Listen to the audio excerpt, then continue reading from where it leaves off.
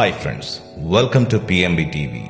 వసుదేవసుతం దేవం కంసచాణూరమర్దనం దేవకీ పరమానందం కృష్ణం వందే జగద్గురుం.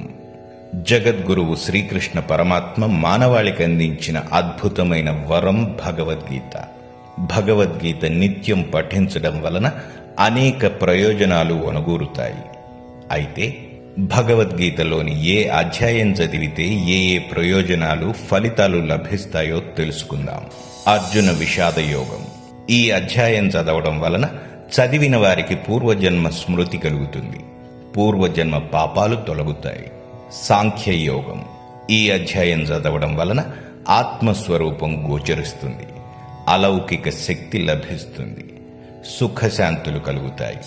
కర్మయోగం. ఈ అధ్యాయం చదువుతున్నప్పుడు ఆత్మహత్యల వలన చనిపోయి ప్రేతత్వం పొందకుండా జీవులు అక్కడ సంచరిస్తున్నట్లయితే వాటికి ప్రేతత్వం నశిస్తుంది, తన వారు చేసిన పాపాలను కూడా పోగొడుతుంది. జ్ఞానయోగం, కర్మ సన్యాస యోగం. ఈ అధ్యాయాలు చదువుతున్నప్పుడు విన్న చెట్లు, పశువులు, పక్షులకు కూడా పాపం నశించి ఉత్తమ గతిని పొందుతాయి. 4వ అధ్యాయం వలన భయద్వేషాలు, 5వ అధ్యాయం వలన మహాపాపాలు తొలగిపోతాయి. ఆత్మ సంయమ యోగం. ఈ అధ్యాయం చదివిన వారికి అన్నదాన, గోదాన, విద్యాదాన ఇలా సమస్త దానాల ఫలితం లభించి విష్ణు సాయుధ్యం పొందుతారు, జ్ఞాన సిద్ధి కలుగుతుంది. జ్ఞాన విజ్ఞాన యోగం. జన్మరాహిత్యం కావాలనుకునేవారు ఈ అధ్యాయాన్ని చదివితే చాలు, ఉత్తమోత్తమైన జన్మ కలుగుతుంది. అక్షర పరబ్రహ్మ యోగం. ఈ అధ్యాయం చదివినా విన్నా బ్రహ్మరాక్షసత్వం వదిలిపోయి పాపాలు నశిస్తాయి, ముక్తి కలుగుతుంది. రాజవిద్య, రాజగుహ్య యోగం. ఈ అధ్యాయం చదివితే ఇతరుల దగ్గర నుంచి మనం ఏనాడైనా ఏదైనా వస్తువు ఉచితంగా గాని దొంగతనంగా గాని తీసుకున్నందువల్ల సంక్రమించిన పాపం, రుణం నశిస్తుంది, యజ్ఞం చేసిన ఫలం లభిస్తుంది. విభూతి యోగం. ఈ అధ్యాయం చదవడం వలన ఆశ్రమ ధర్మాలన్నీ సక్రమంగా నిర్వహిస్తే ఏ విధమైన పుణ్యం వస్తుందో ఆ పుణ్యం వస్తుంది, జ్ఞానం వృద్ధవుతుంది, మహా ఐశ్వర్యం లభిస్తుంది. విశ్వరూప సందర్శన యోగం. ఈ అధ్యాయం నిష్ఠగా పఠించడం వలన భూత ప్రేత పీడలు తొలగుతాయి. భక్తి యోగము.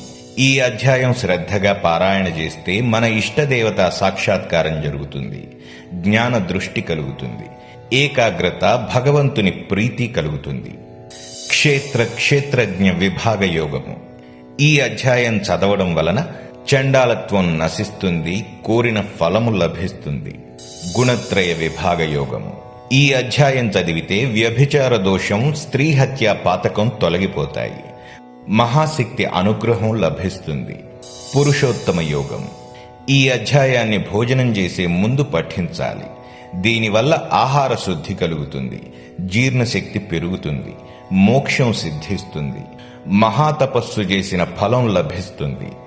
దైవాసుర సంపద్విభాగ యోగం. ఈ అధ్యాయం చదివినచో చదివిన వారితో పాటు విన్నవారికి సైతం బల పరాక్రమాలు సిద్ధిస్తాయి, ప్రతి కార్యంలోనూ విజయం లభిస్తుంది, రాజాధిరాజులా వెలిగిపోతారు. శ్రద్ధాత్రయ విభాగ యోగం.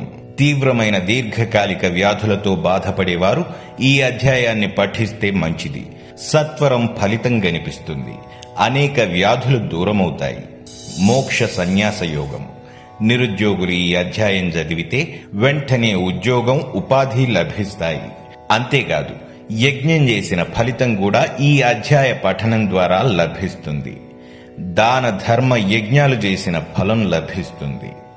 సో ఫ్రెండ్స్, ఆది గ్రంథమైన మన భగవద్గీతని చదవడం ఆరంభించాలని ఆశిస్తూ మరిన్ని వీడియోస్ కొరకు మా ఛానల్ని సబ్స్క్రైబ్ చేసి డైలీ అప్డేట్స్ కొరకు ప్రక్కనే ఉన్న బెల్ సింబల్ని ప్రెస్ చేయండి. And don't forget to like and share the video.